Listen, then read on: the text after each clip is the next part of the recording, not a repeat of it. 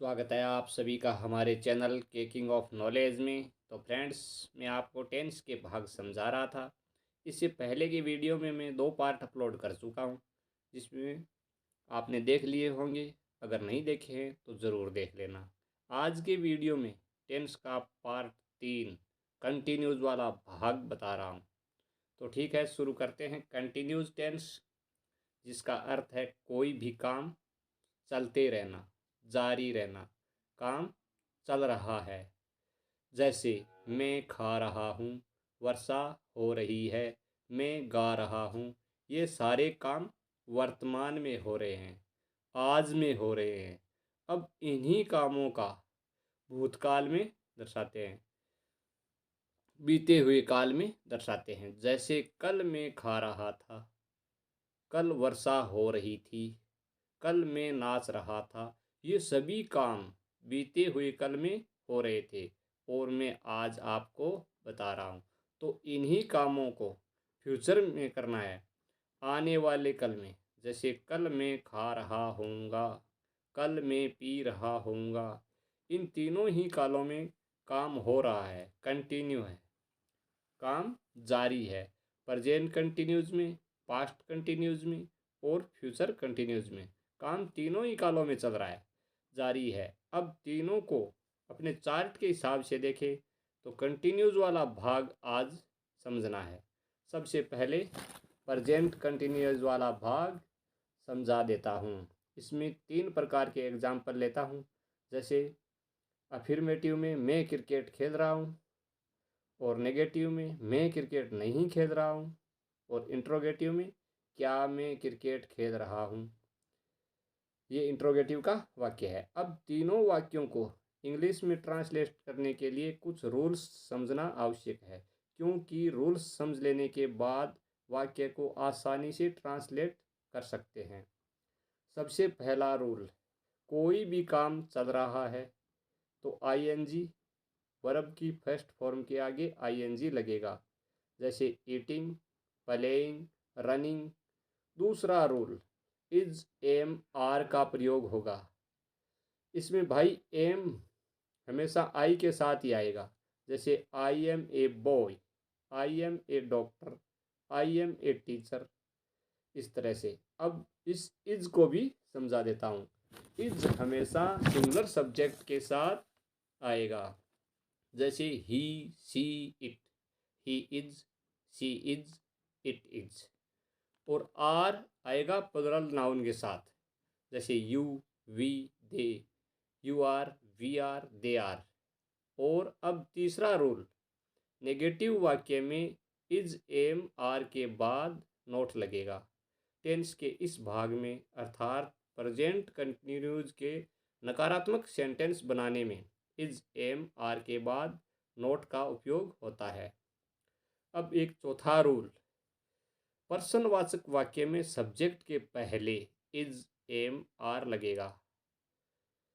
तो अब ये रूल्स हमारे कंप्लीट हो गए। तो शुरू करते हैं सेंटेंस बनाने। इसमें 3 प्रकार के एग्जाम्पल ले लेते हैं, अफर्मेटिव, नेगेटिव और इंट्रोगेटिव। अफर्मेटिव में सेंटेंस है, मैं क्रिकेट खेल रहा हूँ। I am playing cricket. इसमें आई सब्जेक्ट है, एम का उपयोग मैंने नियम बताया था होता है, और प्ले वर्ब की फर्स्ट फॉर्म, इसके साथ लग गया आईएनजी। इसी का नेगेटिव में बदल देते हैं, मैं क्रिकेट नहीं खेल रहा हूँ। I am not playing cricket. बस केवल नोट का उपयोग हुआ है। और इसी को इंट्रोगेटिव में बदलते हैं, क्या मैं क्रिकेट खेल रहा हूँ। Am I playing cricket. क्या है, एम आई प्लेइंग क्रिकेट। अब ये सकारात्मक, नकारात्मक और प्रश्नवाचक तीनों प्रकार के वाक्य क्लियर हो गए, इनके नियम याद हो गए। अब चलते हैं पास्ट कंटिन्यूज वाले भाग में। टेंस के इस भाग में ऐसे वाक्य आते हैं जिसमें काम पास्ट में जारी रहता है, अर्थात बीते हुए कल में जारी रहता है, और आज हम उसकी बात कर रहे हैं। जैसे मैं क्रिकेट खेल रहा था, ये सकारात्मक वाक्य है।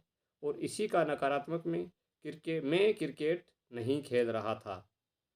और प्रश्नवाचक में क्या मैं क्रिकेट खेल रहा था। अब इन तीनों वाक्यों को इंग्लिश में ट्रांसलेट करते हैं। इनको ट्रांसलेट करने से पहले एक नज़र इनके रूल्स पर डाल लेते हैं। पहला रूल वही पिछले वाला ही, इसमें भी वर्ब के आगे आईएनजी लगेगा। क्या लगेगा? वर्ब की फर्स्ट फॉर्म के आगे आईएनजी लगेगा। Rule number 2, singular subject he, she, it, I, इन सब के साथ में वाज का प्रयोग होगा। जैसे I was dancing, I was eating. और प्लुरल सब्जेक्ट के साथ में यानी कि यू, वी, दे के साथ वर का प्रयोग होगा। अब रूल नंबर 3, नेगेटिव सेंटेंस में वाज वर के बाद नोट लगेगा। और चौथा नियम, पर्सनवाचक वाक्य में वाज वर सब्जेक्ट के पहले आएगा। अब हमने जो उदाहरण लिए हैं उनको अंग्रेजी में अनुवाद करते हैं ताकि हमें रूल्स आसानी से और समझ में आ जाए। तो सकारात्मक वाक्य है, मैं क्रिकेट खेल रहा था, आई वाज प्लेइंग क्रिकेट। और नकारात्मक वाक्य में मैं क्रिकेट नहीं खेल रहा था, I was not playing cricket. यहाँ वाज के बाद नोट लगा है। जो मैंने बताया था कि नकारात्मक वाक्यों में वाज वर के बाद नोट लगेगा। और अब पर्सनवाचक वाक्य को बदलते हैं। क्या मैं क्रिकेट खेल रहा था, वाज आई प्लेइंग क्रिकेट। इसमें वाज सब्जेक्ट के पहले लगा है और नियम के अनुसार वाज पहले ही आएगा। तो फ्रेंड्स, पास्ट कंटिन्यूज भी कंप्लीट हुआ। अब चलते हैं फ्यूचर कंटिन्यूज में। टेंस के इस भाग में फ्यूचर कंटिन्यूज, इसमें ऐसे सेंटेंस आते हैं जो काम फ्यूचर में हो रहा होगा।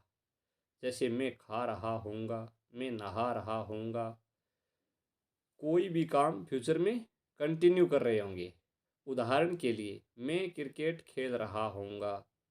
नेगेटिव में वाक्य है ये, मैं क्रिकेट नहीं खेल रहा हूँगा। और इंट्रोगेटिव में, क्या मैं क्रिकेट खेल रहा हूँगा। तो इन तीनों के इंग्लिश में बदलने के लिए कुछ रूल्स समझा देता हूँ। बहुत आसान से रूल्स है इसके।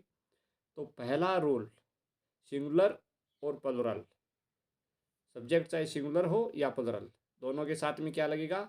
विल बी का प्रयोग होगा। रूल नंबर 2, नेगेटिव सेंटेंस में बी के पहले नोट लगेगा और पर्सनवाचक वाक्य में विल सब्जेक्ट से पहले लगेगा। क्या लगेगा? पर्सनवाचक वाक्य में विल सब्जेक्ट के पहले आएगा। जब एग्जाम्पल को अंग्रेजी में बदलेंगे तो आसानी से समझ में आ जाएगा। तो फ्रेंड्स, शुरू करते हैं एग्जाम्पल। मैं क्रिकेट खेल रहा हूँगा, I will be playing cricket. इसमें विल बी का प्रयोग हुआ है और प्ले वर्ब है, इसमें के साथ आईएनजी लगा है। विल बी का प्रयोग हुआ है और प्ले वर्ब की फर्स्ट फॉर्म है, इसके साथ आईएनजी जुड़ा है।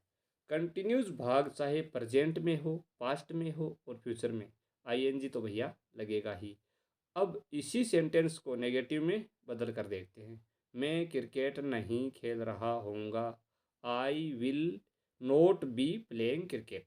यहाँ विल के बाद और बी के पहले नोट का प्रयोग हुआ है। मैंने आपको बताया था कि नोट बी के पहले लगेगा। अगर इसी वाक्य को इंट्रोगेटिव में बदलते हैं, क्या मैं क्रिकेट खेल रहा हूँगा, will I be playing cricket. यहाँ पर वाक्य विल से शुरू हुआ है क्योंकि पर्सनवाचक वाक्य में विल का प्रयोग सब्जेक्ट से पहले होगा।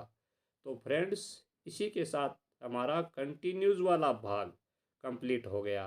प्रेजेंट कंटिन्यूज, पास्ट कंटिन्यूज और फ्यूचर कंटिन्यूज, तीनों भाग हमारे कंप्लीट हो गए। अगले वीडियो में मैं आपको परफेक्ट वाला भाग समझाऊंगा। तब तक के लिए धन्यवाद। वीडियो अच्छा लगा हो तो लाइक करना, शेयर करना, चैनल को सब्सक्राइब करना।